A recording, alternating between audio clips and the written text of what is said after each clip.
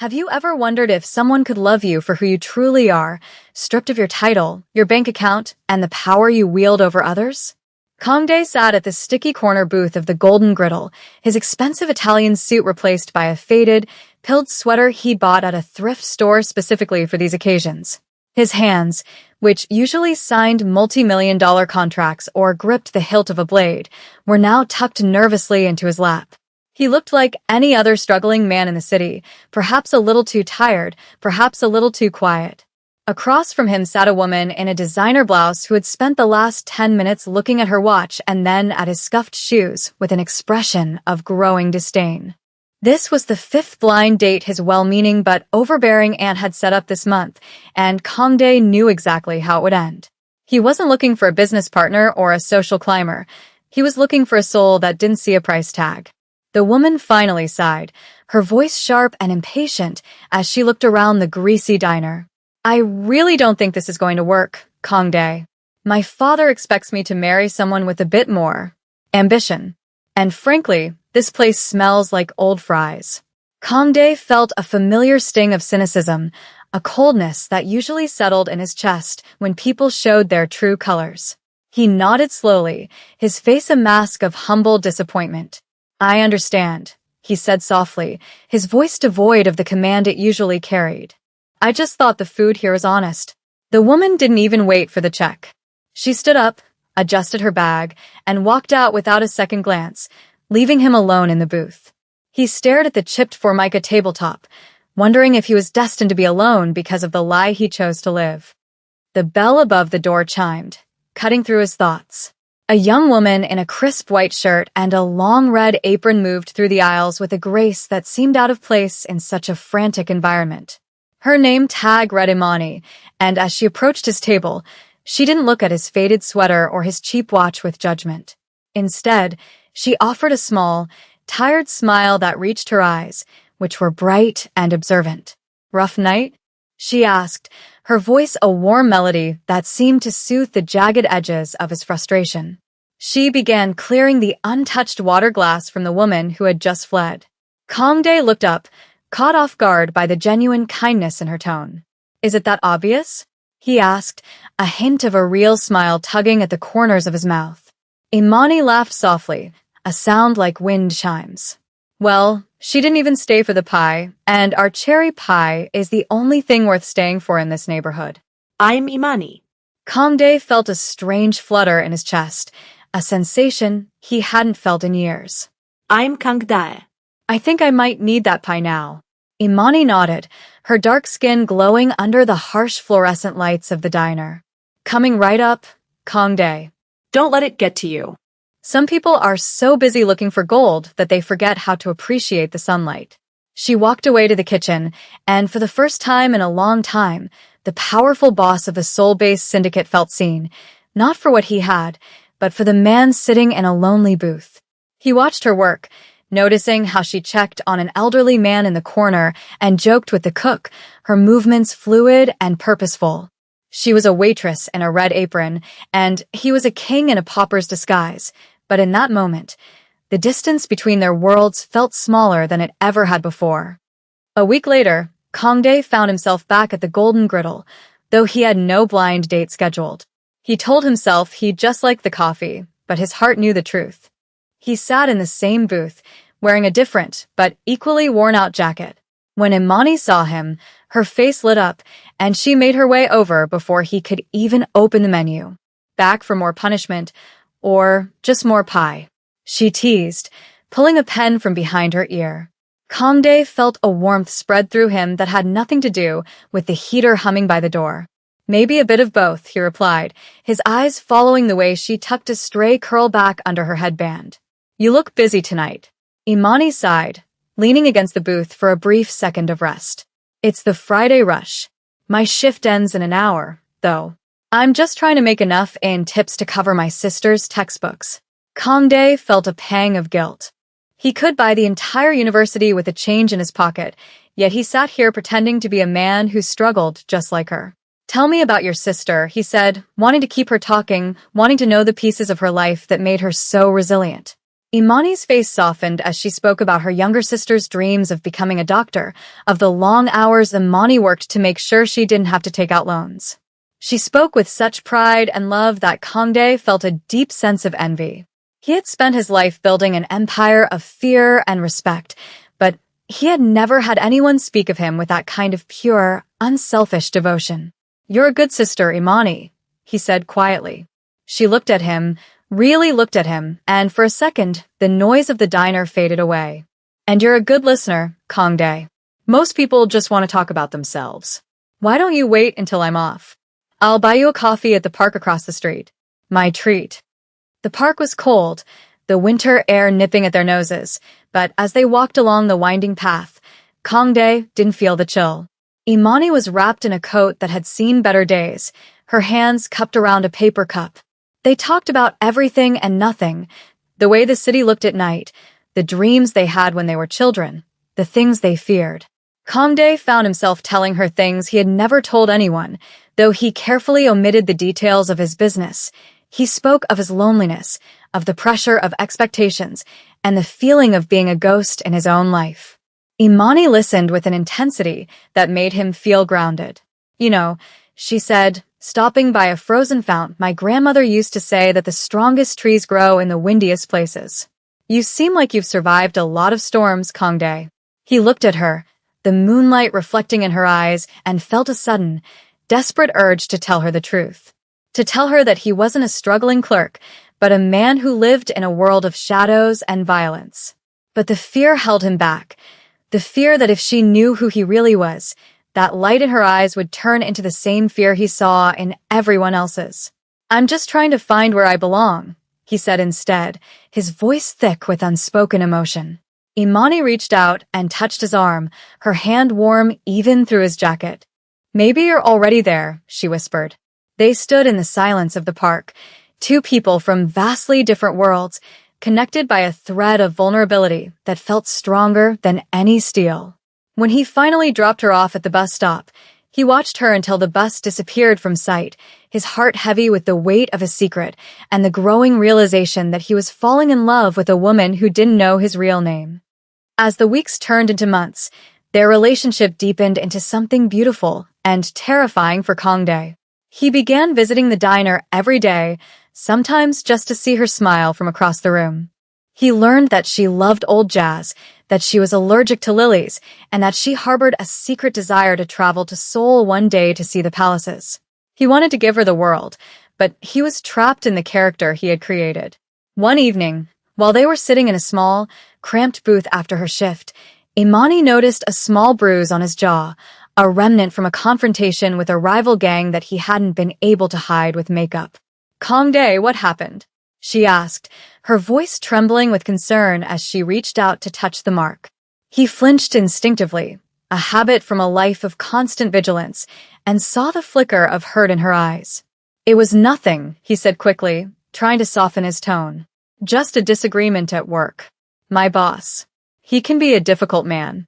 Imani's eyes filled with tears. "You shouldn't have to live like this, working for people who hurt you just to make ends meet. You're worth so much more than a paycheck that comes with bruises." Kangdae felt a sharp pain in his chest, a physical reaction to the lie. She was crying for a man who didn't exist, defending a version of him that was a shadow. "I'm okay, Imani, I promise," he said, taking her hands in his. Her hands were rough from work, but to him, they were the most precious things in the world. He realized then that the climax of his deception was approaching. He couldn't keep living this double life. He had to choose between the empire he had built and the woman who had taught him how to feel again.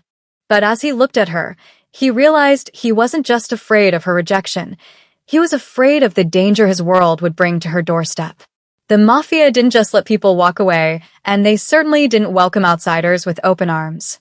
He was a man standing on a bridge that was burning at both ends, and for the first time in his life, the great Kangdae didn't have a plan. The tension within Kangdae's dual existence finally reached a breaking point when his two worlds collided in the most mundane of places. He was sitting in the golden griddle, nursing a cup of black coffee while waiting for Imani to finish her side work, when the door swung open with a violence that made the overhead bells scream. Two men in sharp, Dark suits entered. Men Kongdae recognized instantly as mid-level enforcers from his own organization. They didn't see him at first, tucked away in his usual shadowed corner, but they began harassing the cashier, demanding to know where the local protection money was. Imani stepped forward, her red apron a bold splash of color against the drab interior, her chin tucked high despite the visible trembling of her hands. "We don't have that kind of money here, and we don't pay for trouble we didn't ask for," she said, her voice remarkably steady. The taller man laughed, a cruel, metallic sound, and reached out to grab her shoulder. In an instant, the struggling clerk vanished. Kongdae was across the floor before anyone could blink, his hand clamping onto the enforcer's wrist with a grip that could crush bone. The man turned, ready to strike, but his face went ghostly pale the moment he locked eyes with Kongdae. "Boss?" he stammered, his knees buckling. The silence that followed was deafening. Imani looked from the terrified man to Kongdae, her eyes wide with a confusion that was rapidly turning into horror. Kongdae didn't break eye contact with his subordinate. "Get out," he whispered, a cold, lethal command that carried the weight of 1,000 deaths. "Leave this place and never come back. Do you understand?"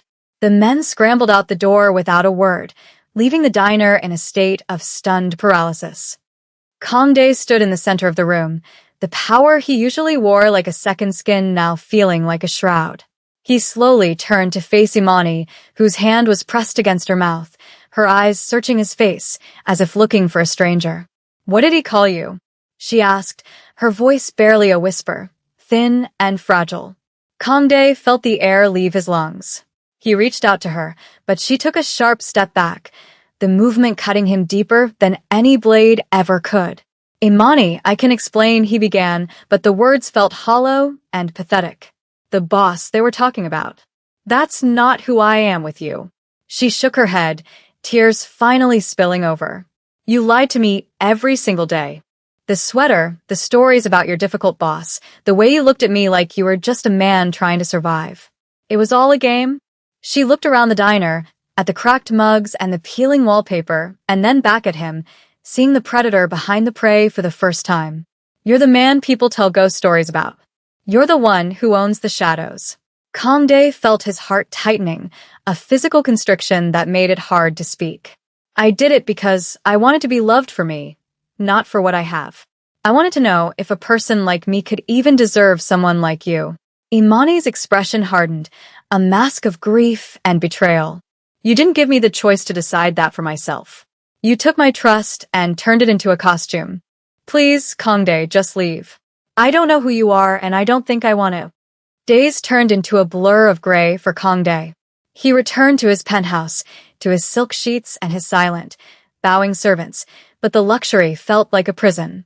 He sat at his massive mahogany desk, staring at the city skyline, but all he could see was the red of Imani's apron and the light dying in her eyes. He tried to go back to his life, to the meetings and the cold calculations of power, but his heart wasn't in it. His advisors noticed the change, the way the Iron King seemed to be rusting from the inside out.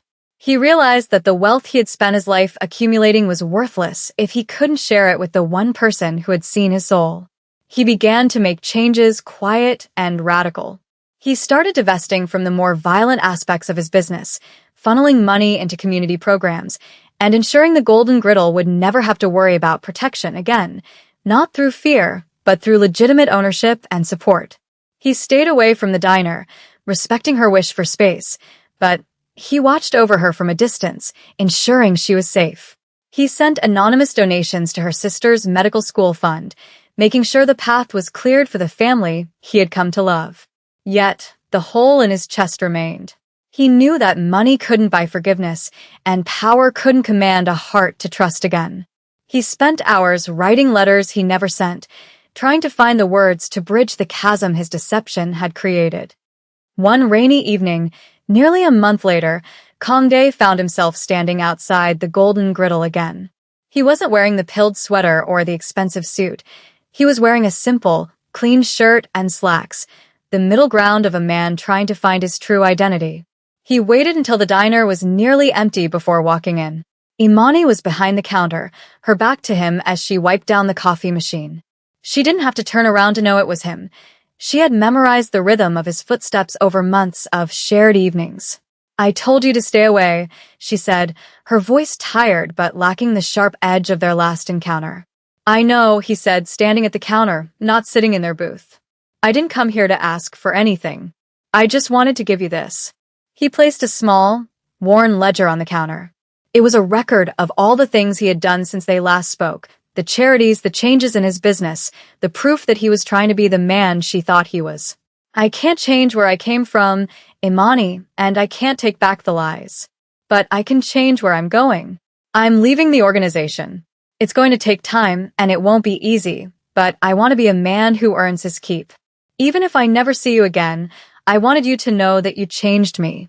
You were the only real thing in my life, and I'm sorry I treated that reality like a secret. Imani didn't pick up the ledger. She looked at him, her eyes scanning his face for any sign of the boss, but all she saw was a man who looked older, humbler, and deeply, profoundly sad. She looked at the ledger, then at the empty booth where they had shared so many hours of conversation. It wasn't just about the money or the power, Kangdae, she said softly, her voice wavering. It was that I felt safe with you. And finding out you were the thing I was supposed to be afraid of. That's a hard thing to fix. Kangdae nodded, his chest aching. I know. I'll be at the park tomorrow at sunset. I'll wait there every day until the first snow. If you can ever find it in you to talk to me as just Kangdae, I'll be there. If not, I'll understand. He turned and walked out into the rain, feeling more vulnerable than he ever had in a boardroom or a back alley. The next day, he sat on their bench, the cold air biting at his skin, watching the sun dip below the horizon. The park grew dark, and he was about to stand up and leave when he heard the crunch of leaves behind him. He turned to see Imani, wrapped in her old coat, holding 2 cups of steaming coffee. She didn't smile, but she sat down beside him, handing him a cup. The coffee was cheap and bitter, but as she leaned her head cautiously against his shoulder, Kangdae felt like he was finally home. They had a long way to go, and the shadows of his past would always linger, but for the first time, they were walking into the light together. Have you ever had to choose between your past and your future, or forgiven someone who broke your trust? Let us know in the comments below, and don't forget to like and share this story of redemption.